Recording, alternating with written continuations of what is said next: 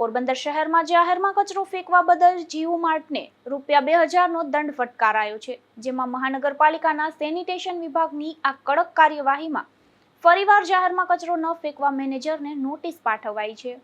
પોરબંદર શહેરને સ્વચ્છ અને સુંદર બનાવવા માટે મહાનગરપાલિકા દ્વારા સતત સ્વચ્છતા અભિયાન હાથ ધરવામાં આવી રહ્યું છે। શહેરના વિવિધ વિસ્તારોમાં જાહેર સ્થળોએ કચરો ફેંકનારાઓ સામે સેનિટેશન વિભાગ દ્વારા કડક કાર્યવાહી કરવામાં આવી રહી છે। આ અંતર્ગત રિલાયન્સ મોલ હેઠળ કાર્યરત જીઓ માર્ટ દ્વારા જાહેરમાં કચરો ફેંકવામાં આવતો હોવાની ફરિયાદ અને તપાસ બાદ પોરબંદર મહાનગરપાલિકાના સેનિટેશન વિભાગ દ્વારા ₹2000નો દંડ ફટકારવામાં આવ્યો હતો।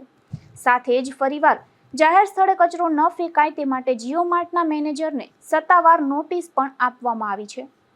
મહાનગરપાલિકાના સેનિટેશન શાખાના કર્મચારીઓએ જણાવ્યું હતું કે શહેરની સ્વચ્છતા જાળવવા માટે નિયમોનું પાલન અનિવાર્ય છે અને જાહેર સ્થળોને ગંદા બનાવનાર વ્યક્તિઓ કે સંસ્થાઓ સામે નિયમ મુજબ દંડાત્મક કાર્યવાહી ચાલુ રહેશે।